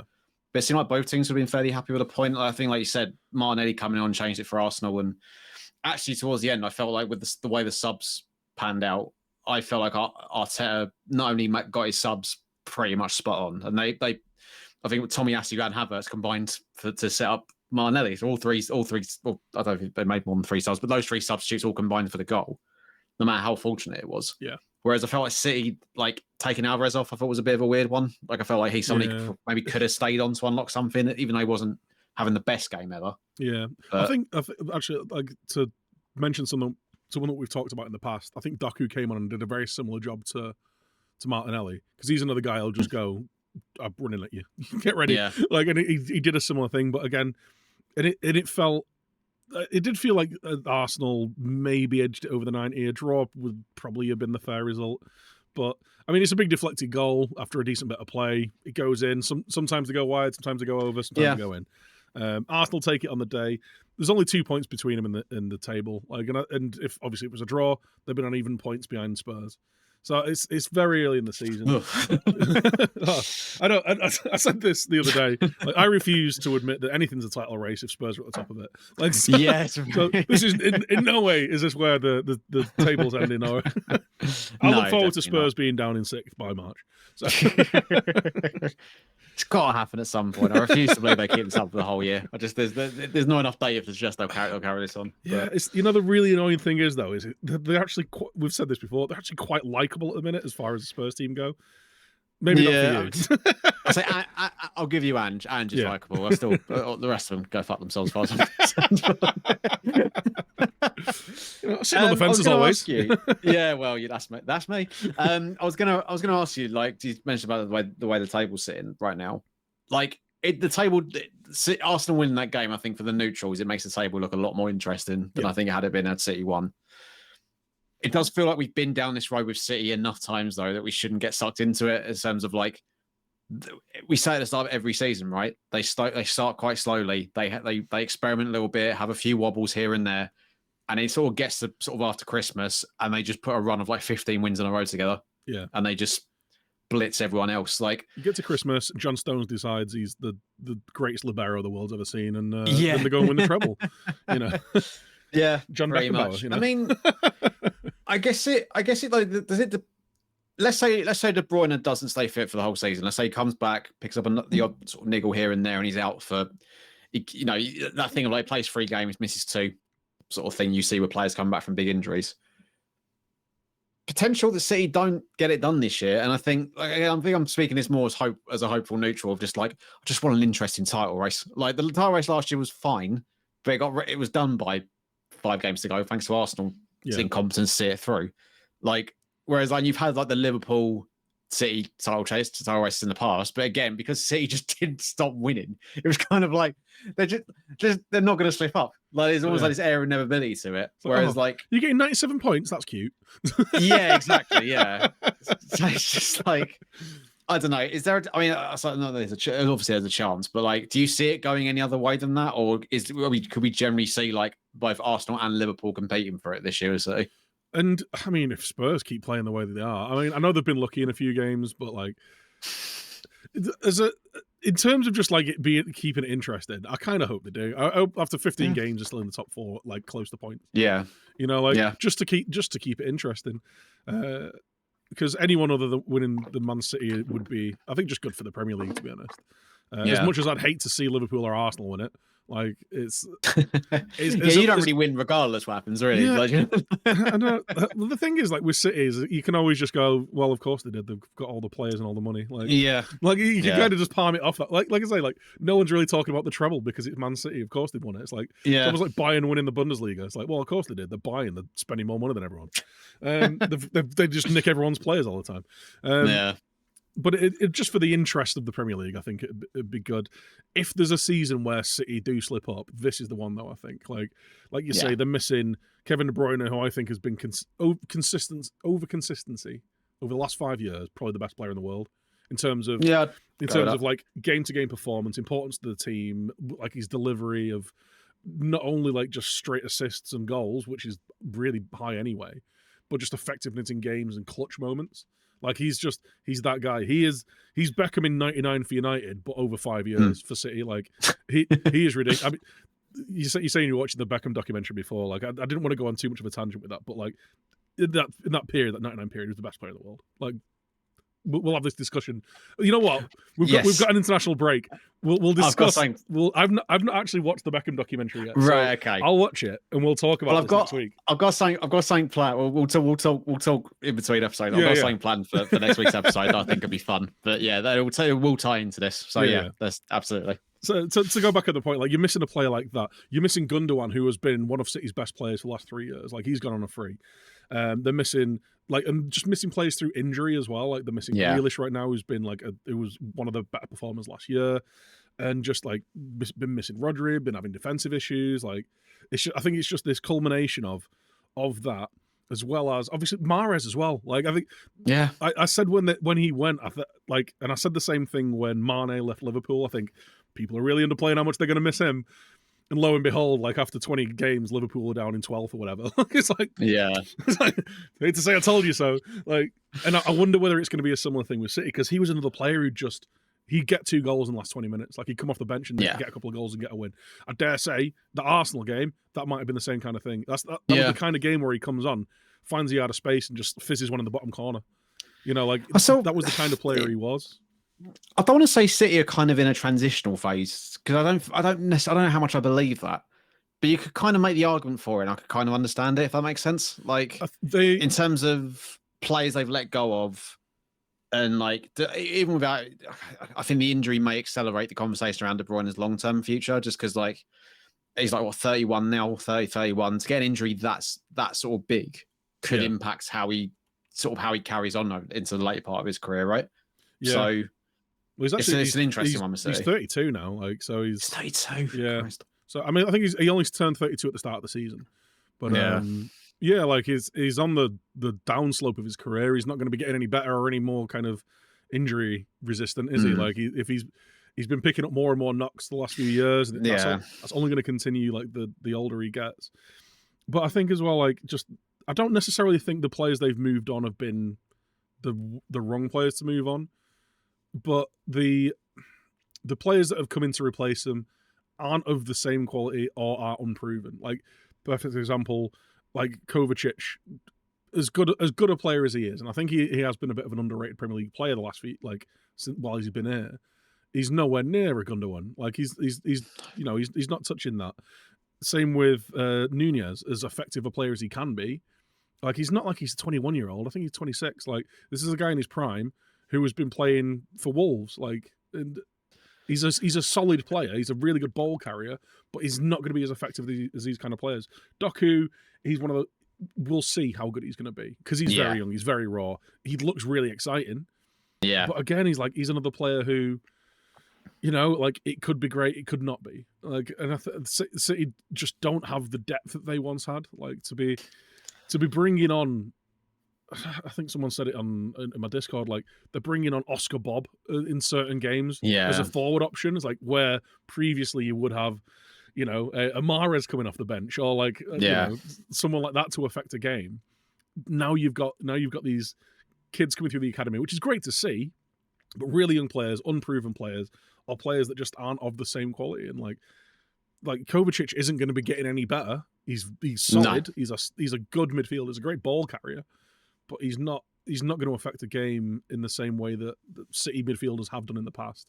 So, like, I was going to say, you mentioned. So, as I jump in, you mentioned Nunez just before I forget about it. Like, because I thought about it when I was watching the game, and like the few times I've seen him play for City this year, it's very, very obvious that he wasn't like really part of their plan. Like in terms of who they wanted to sign this summer, like that it's kind of, to me anyway, quite blindingly obvious. It was like, oh, we couldn't get the guy we wanted to get. Let's just get him instead. And he'll be a squad player. Whereas I think like if they had actually got Paqueta in, like look at the way Paqueta's performing this season for West Ham. I feel like I was watching that game thinking I can see where Paqueta fits into the City team and sort of what role he could have had. Whereas Nunez, I just kind of feel like he's just almost like another Calvin Phillips. Like he's just there. Yeah. For squad numbers, right? What I've taken from City's transfer business in the summer is Pep wants to be able to commit players who can dribble. Like it's all well and good, like knocking the ball around, but with everyone playing a back three now and stacking up the midfield and having that kind of midfield box, like there's not a lot of space to do that. And if you can beat someone, with a dribble, that takes someone out of a game, it opens up an opportunity. And I think like Pep, like you look at Doku, who had some of the best dribbling numbers in Europe last year. Kovacic's best attribute is being able to run with the ball through midfield. Same with Nunez. Like actually like Gvardiol in terms of defender, I think he was up there in like the top European numbers for dribbles and like balls carried and stuff. So you can see is like where he's gone. I want to commit more people to, like by a dribble and beat a press that way rather than knocking it around tiki-taka style. He wants to have those options. But I wonder whether it's just going to take time for people to settle in, or he's gone too focused on that single attribute that some of these players have, and you kind of lose in what made City really good before. Because like it's not like Bernardo Silva can't beat a man for a dribble, or Phil Foden can't beat a man for a dribble, or Jack Grealish can't beat a man for a dribble.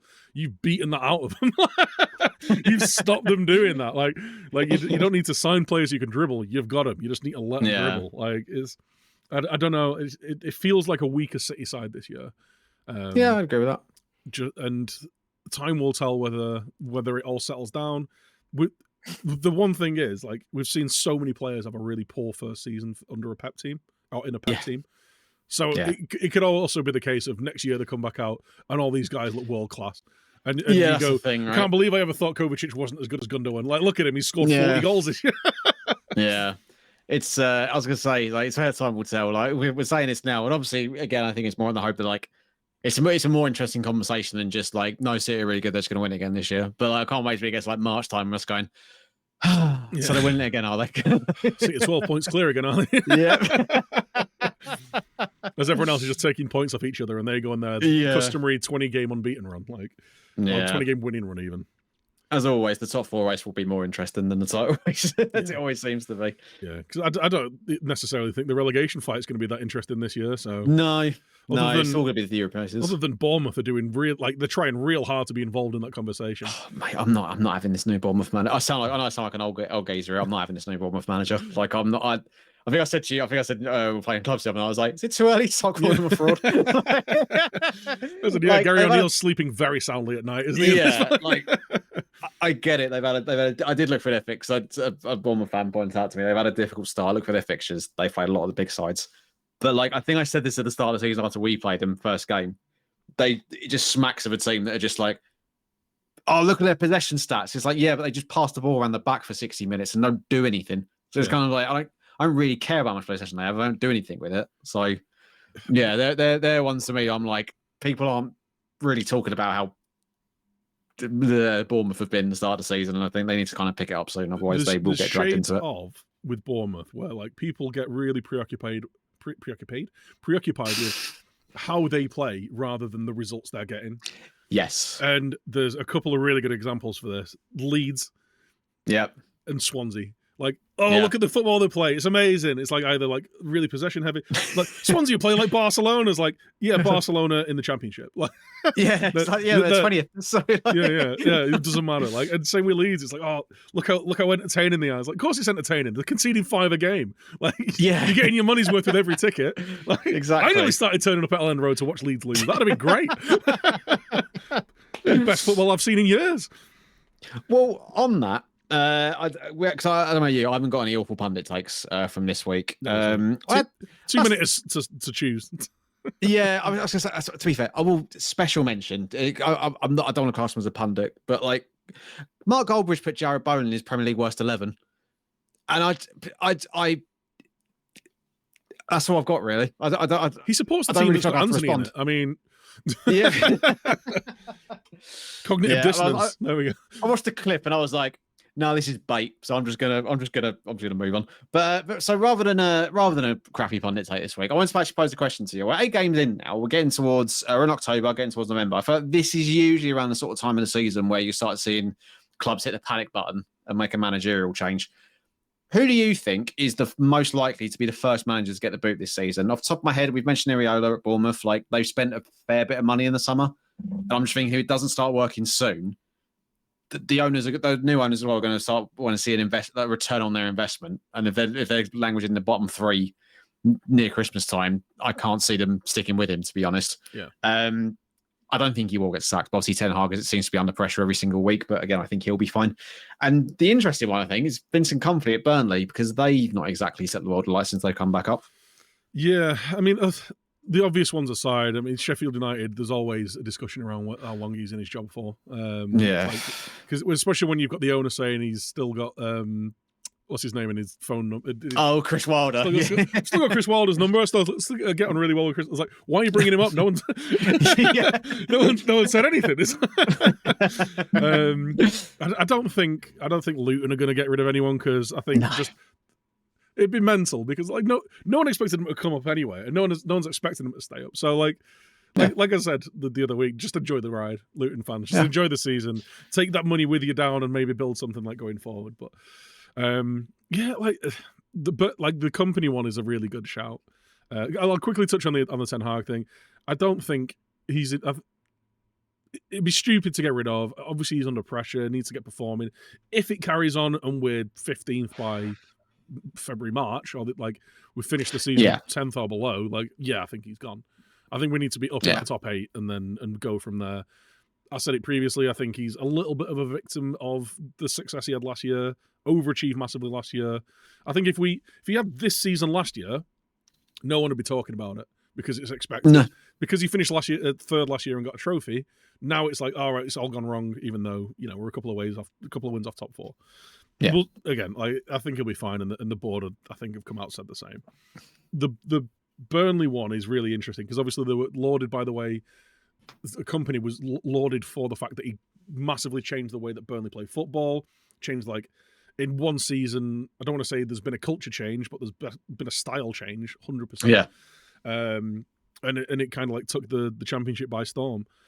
But they look woefully out of their depth right now, and I think there's a real stubbornness to not at least. I'm not saying they need to go back to 4-4-2 and get Jack Cork in, shield and defense. Like, they don't need to do that. But what I mean is like there's just this. There seems to be a real stubbornness in I'm going to play this way whether we lose or not. But it's almost like Bielsa-esque, like if we're gonna go down in a ball of flames, it's gonna be the biggest ball of flames you've ever seen. You're gonna be amazed by the size of this ball of flames. It's gonna be incredible. But at least Bielsa had some, like our first season Leeds had, because when I say success, like they did have some good results with it. Like when they first came up, it was only really the second season it all went to pot. Like Bielsa had that at least back, like he came out to the league, started winning games. It's like, oh, this is great. Like they can play this way. Yeah. Whereas I look at Burnley and I'm just like, you've signed a bunch of young players this summer. Like, I mean, the players they signed this summer, like 10, 11, something mad like that. Like a lot of like no Premier League experience. It's like a lot of kids from around Europe and that kind of stuff, which is fine. Like, and I wonder whether they have got like a similar mentality of we know we're going to be going down. We want to build a team to get better and come back up. Maybe because you see a lot of teams do that. Like balance the books a little bit this year and then go from there.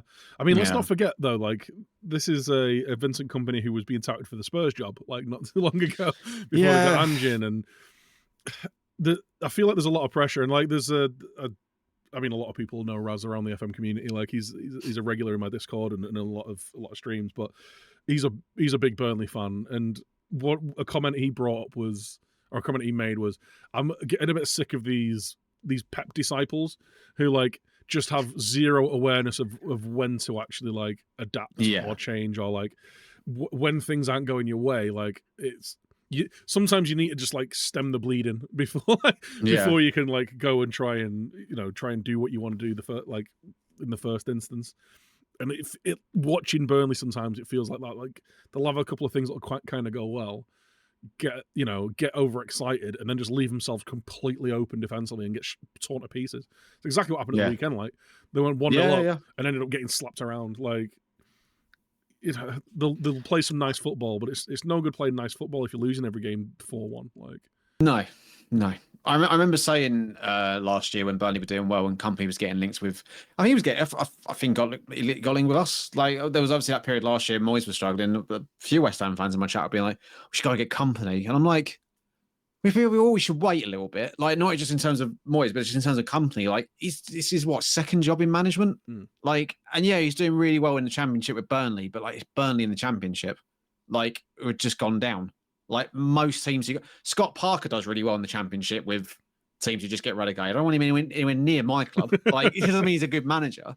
He's just quite fortunate to get a job where he's got like a sort of Premier League infrastructure in place, and it's probably a bit easier to implement sort of new ideas than it would be like a Swansea or someone like that.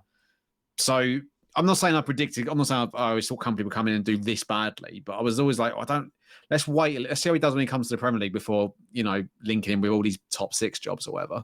Like it's way too early. Yeah. I think it's like you said, it's that stubbornness. And I've seen this with plenty of different, like, it reeks of Daniel Farke at Norwich, where it's like, they blitz the Championship and they come up and they play the exact same way, get battered every single week. And it's that thing of like, oh no, we're going to keep playing the same way though. So yeah, but you've just lost.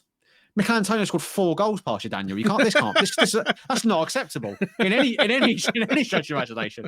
Mikel Antonio, for crying out loud. So yeah, I think he needs to adapt not only to the league but to the situation that Burnley find themselves in. And if he doesn't, I think I would not be surprised. Well, if it carries on like this, they're straight back down. Like it's already been spoken about as well. So it's the worst group of like promoted teams we've had in a while, and there are bigger expectations for Burnley, and they're not really being. I'm not saying they should have finished 10th or whatever, but I think a lot of people thought they were doing a lot better than this. So, Yeah, I mean, them and Luton are on the same points, which says a lot. They've conceded the second most amount of goals in the league this year, only after Sheffield United. They aren't scoring a load of goals. It's not like, again to go back to the underlying numbers, but like they're basically on where they should be. They're conceding more goals than they should be, and they're about on par as to where they should be with the goals scored.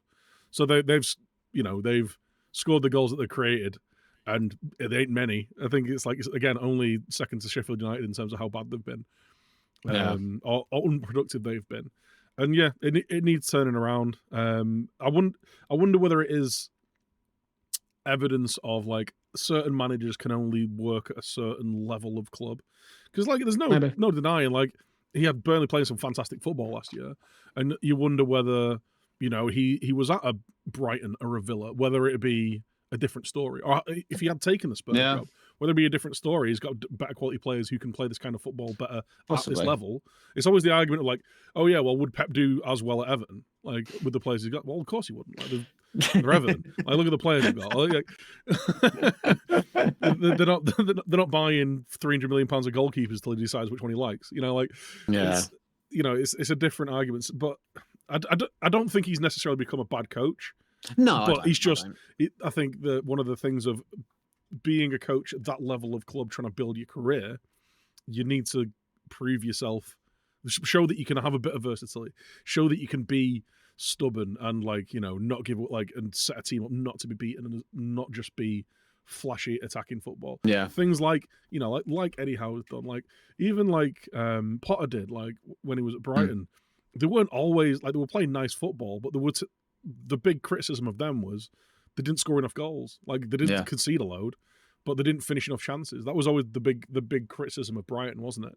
So you can be a progressive, young, exciting manager playing interesting football and still not ship 4 goals a game. There is a middle ground.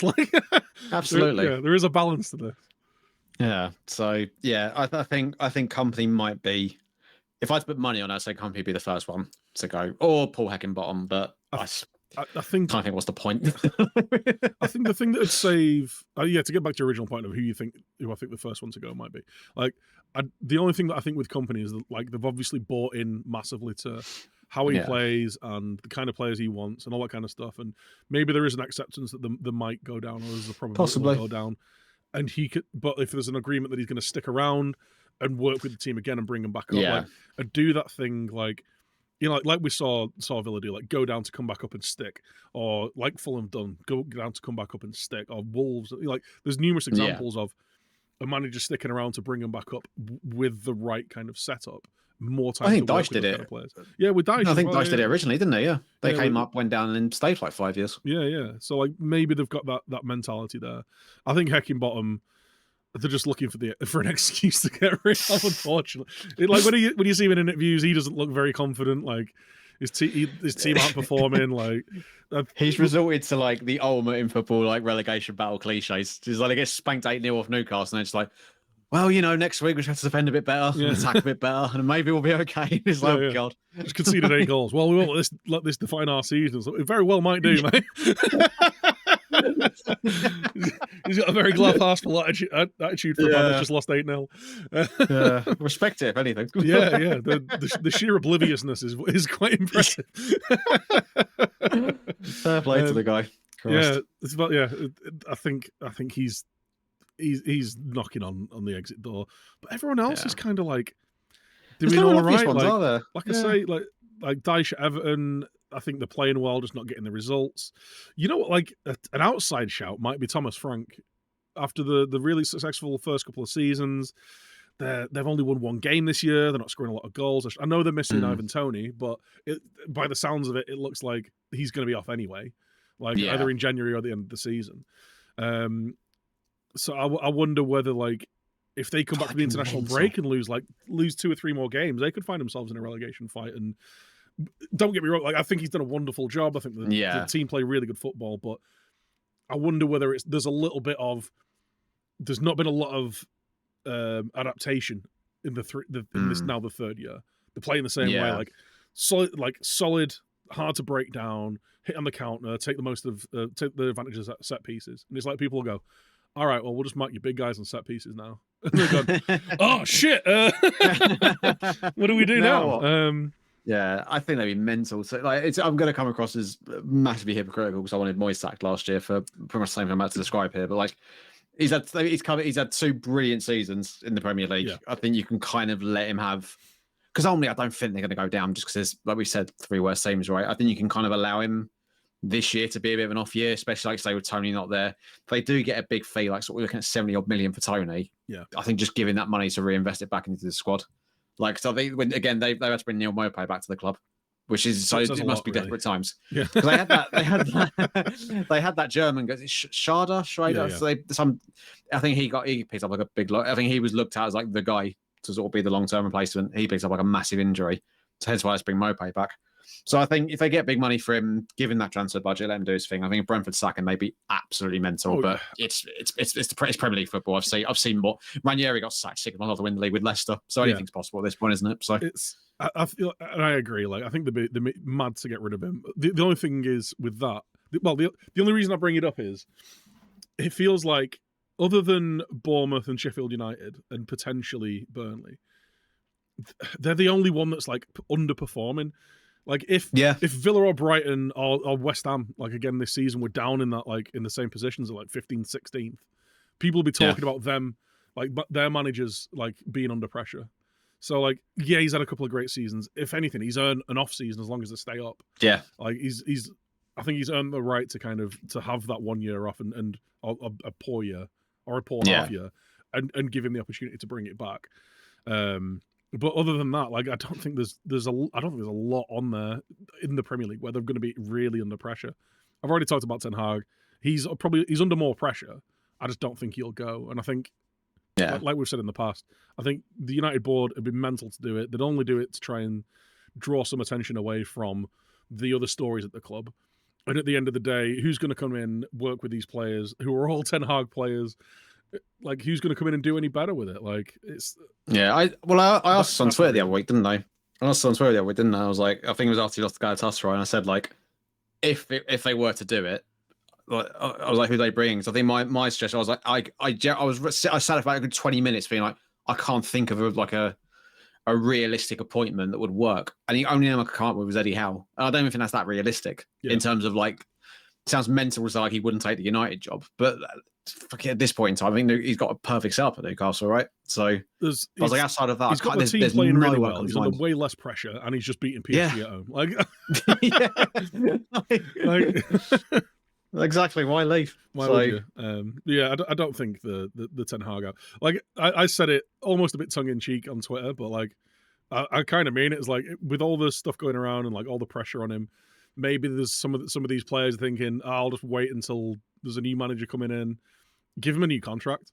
No lie, just announce Erik ten Hag just signs a 3-year extension. And then it's interesting, right? Because Forest did that with Steve Cooper last year when they were really struggling. Obviously, I know they signed like 6 different squads, but which team we using this week?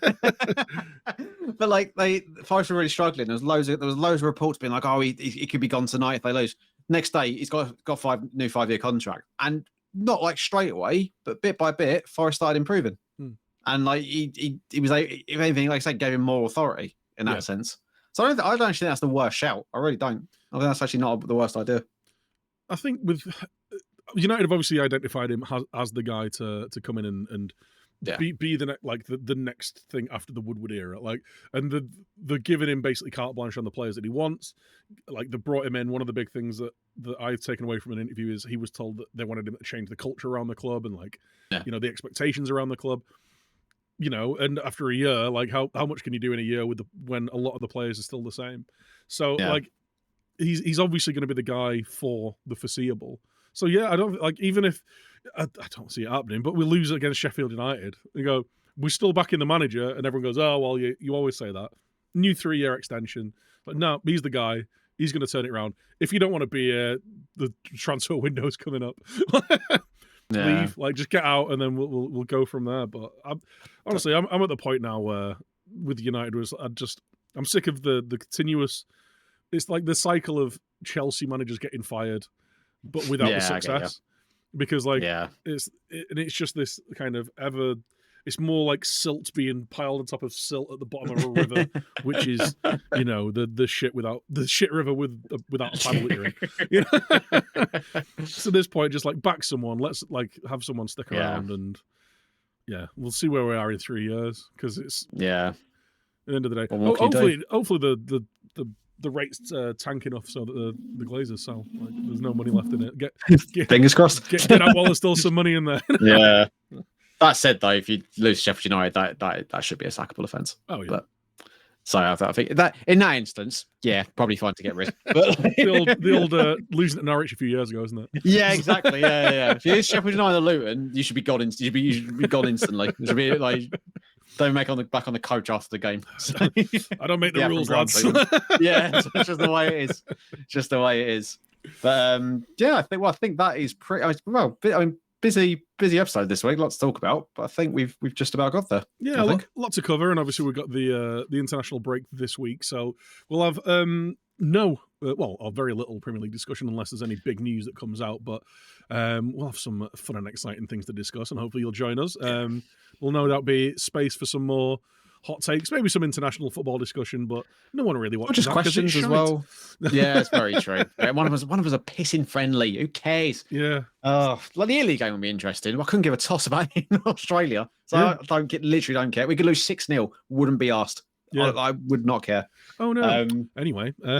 Yeah, exactly. But like Dan said, we'll still have you sending the hot takes, and also just any questions. Like we do our hot takes. If you want an opportunity to ask us our thoughts on any particular subjects or anything like that, then get them in, and we'll give you our honest opinions. Yeah. We read every comment, whether it be on the YouTube video, on Twitter, on Instagram, on TikTok, and you can find us at the United Frontcast, at United Frontcast on all those. So make sure you're following on there, as well as following, subscribing, thumbs up in, commenting, all the good stuff on whichever format you are listening or watching to this podcast on. As always, thank you for tuning in. It's going to be another episode in the can from us, and we'll see you again next week. Take it easy, guys. Bye. Bye.